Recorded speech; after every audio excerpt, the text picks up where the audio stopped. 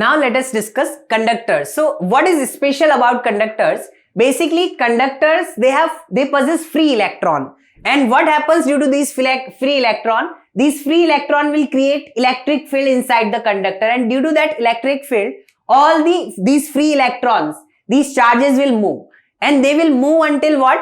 Until they doesn't experience any force. So at the end, if this is any conductor, then in a static situation, charges don't move and electric field inside has to be zero. Because if E is non-zero, then the charges, the free electrons, they will experience force, they will move somewhere, and eventually the idea is all the charges, they accumulate over the surface and they make the electric field to be zero inside the conductor, and they experience force until then, and at the end they settle like that. So in a static situation, the electric field inside the conductor is zero. So let us discuss some of the properties of the conductor. First is this only, the electric field inside a conductor in static situation has to be zero. If it is a non-static situation, it can be non-zero, but in our electrostat, it is going to be zero. The second is, at the surface of a charged conductor, electrostatic field must be normal to the surface at every point. So what is the logic behind this?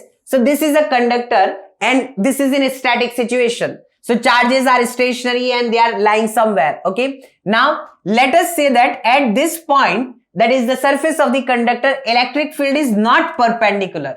We are saying it is not perpendicular. Then this is the, and it is like this is the normal direction, and this is angle theta, and this is Z. So if it is not perpendicular, theta is non-zero, then basically we can make two components. One is this component which is E cos theta, and one is this component which is E sin theta. So now we know that due to this component, the charges won't be able to leave the conductor, right? They can't jump into the air.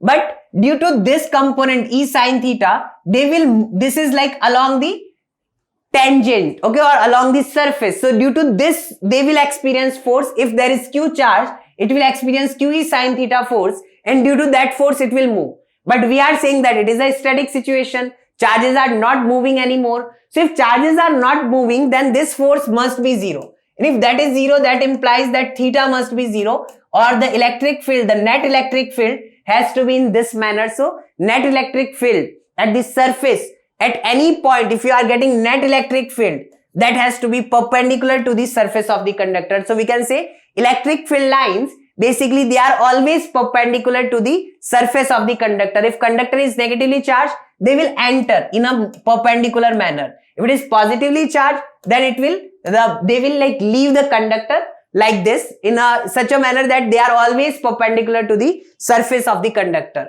Next is, the interior of a conductor can have no excess charge, okay, in the static situation. So again, let us consider a static situation. Let us say there is some charge given to this conductor and some of the charge is over here. Now all the rest of the charge, let us say some of the charge is found inside.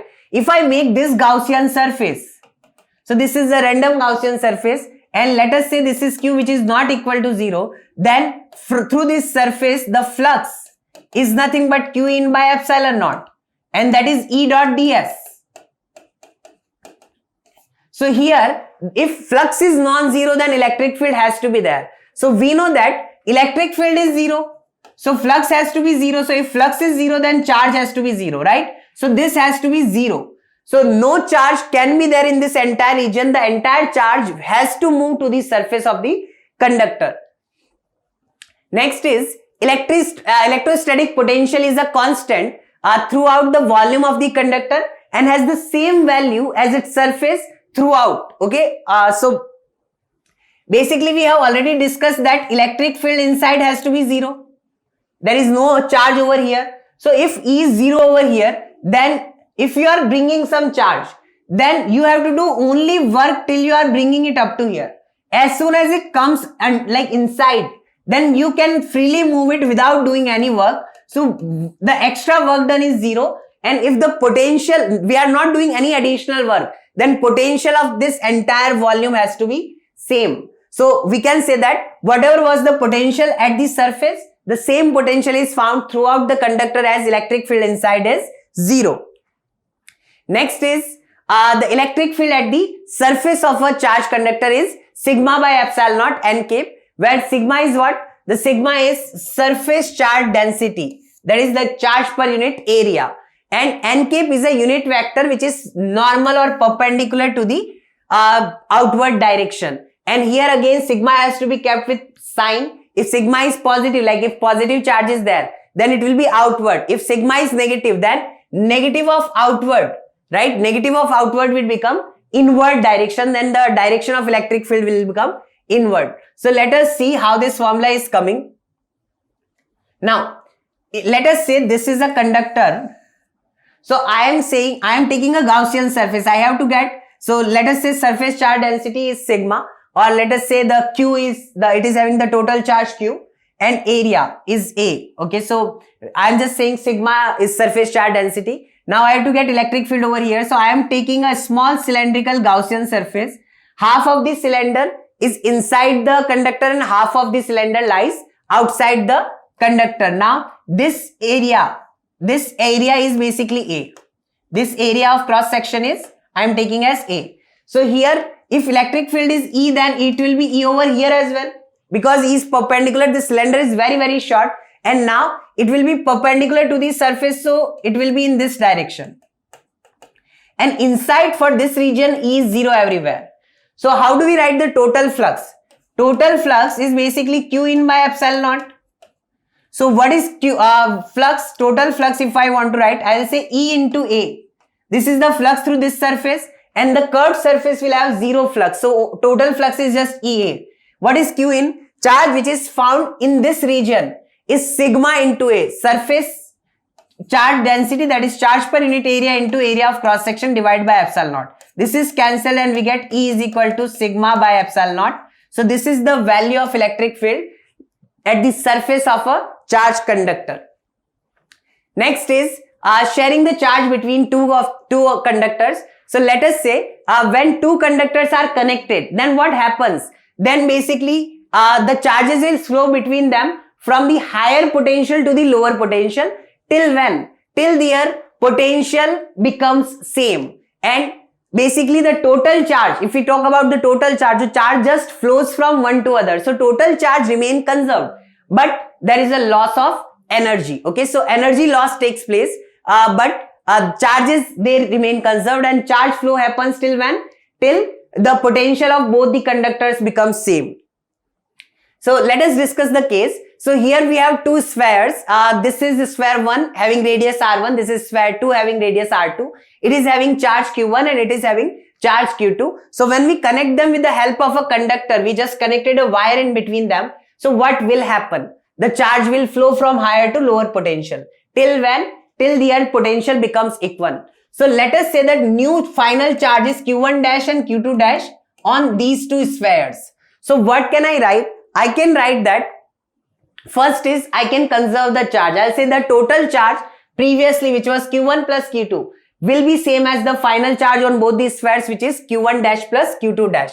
Now second is I'm just equating the potential. So these are two conductors and they are just spheres. So potential on the surface of this, if Q1 dash is the charge on this, then potential on the surface of this is given by KQ by R and radius is R1. So this is KQ by R1 is equal to KQ by R2. So these are the potentials. I am just equating them. Now if you see this, then basically 4 pi epsilon naught can be cancelled with 4 pi epsilon naught, and I am getting Q1 dash divided by Q2 dash. This Q2 dash is coming over here is equal to R1 by R2.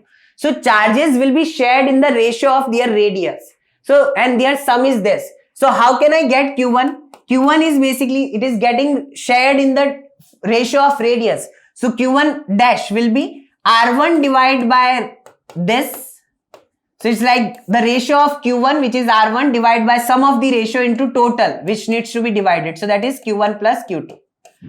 Similarly, we can write the formula for Q2 dash. So that is R2 upon R1 plus R2 times total. Total is Q1 plus Q2. And this is the formula for charges which will be there on each of the sphere once they are connected. So you can just remember that charges are being distributed in the ratio of their radiuses. Okay, so ratio of the radius of the spheres, and the total is q1 plus q2, same as initial. Now, if sigma 1 dash and sigma 2 dash are the surface charge density of the spheres after they are being connected, then I already have written that q1 dash divided by q2 dash is nothing but r1 by r2. But what is q1 dash? In terms of sigma, surface charge density, I can write that total charge is nothing but surface charge density into area, which is pi r1 of surface area, which is 4 pi r1 square.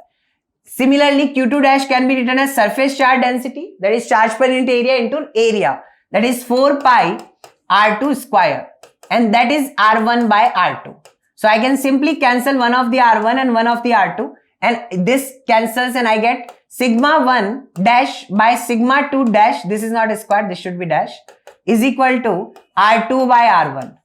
So ratio for charges is r1 by r2, same as their radius, but for the surface charge density, the ratio is in opposite order. So this you need to remember that surface charge densities are in the ratio of the opposite of, like, they are like, this is r1 is to r2 and the other is r2 is to r1.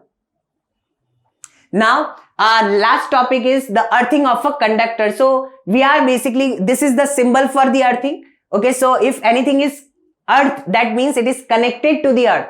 So when anything is connected to earth, the potential of earth is often taken to be zero. Okay, so it is assumed that earth is at zero potential, and if you are connecting anything with a conductor, then potential of that object also becomes zero. Okay, so both of them becomes same as the potential of the object becomes same as the earth, that is, it will also come to zero potential. And now if the conductor was at some other potential, that was some non-zero potential, then if it was higher potential, let's say positive potential, it was having some of the charges, then some of the charges from the conductor will flow from the conductor to the earth. And if it was having negative potential, then some of the charges will come to earth and will flow in it, and eventually finally the potential of the object has to be zero. That's as soon as you do the earthing of any conductor, the final potential of the conductor has to be zero. Now let us discuss one question. So this question says that given that two concentric conductors, one is having smaller radius and one is having bigger r as radius, and now the inner one is having charge as q0 and outer one is not having any charge. When outer one is getting earth, then basically they are asking, first is find the charge on the outer sphere. They are asking what is the charge on this outer sphere. So let us say x is the charge on the outer sphere. So agenda is what? Agenda is the potential of this point or the potential of outer surface has to be zero, because we are making that connected to the earth. Now, how do we write potential? So this is a spherical shell. Due to spherical shell, for outer point it is just kq by r. So the potential which is due to inner one is basically k q0 by r. Which r I am talking about? The distance we have to take for the point, and distance of this point is capital R, plus potential due to this one, the outer one. It's like potential due to this cell on its surface only. So that is given by k q by r, which are, if we are talking about the surface of a spherical shell, then we take the radius of that, right? So we take this only, and that has to be zero. When we solve this, we get x is equal to negative q0. So negative q0 means what? The final charge is negative. So some of the negative charge or some of the electrons are coming from the earth to this outer conductor and eventually making its total charge as minus q0 starting from 0. Next question is saying find the potential of the inner surface. What is the potential of this point or inner surface when this is negative q0? Again, if we have to write the potential of inner one, so we'll just write potential is basically potential due to inner one itself and potential due to outer one as well. So potential due to this on the surface of this itself is given by kq by r, and r has to be the radius of this cell because we are talking about this point. For the outer one, it is what? kq, q is like minus q0 by, now for this it is lying inside. So for a spherical surface, if you have to write the potential over here, it is same as the potential at its surface. So you have to choose capital R. Okay, so even though this point we are talking about, we have to write Potential due to outer one, you have to use capital R because that point lie inside the shell. Okay. And we know that this R is basically bigger. So, and this R is smaller. So overall this is positive. So potential is nothing but KQ naught 1 by R minus 1 by capital R. So this is the potential of the inner surface.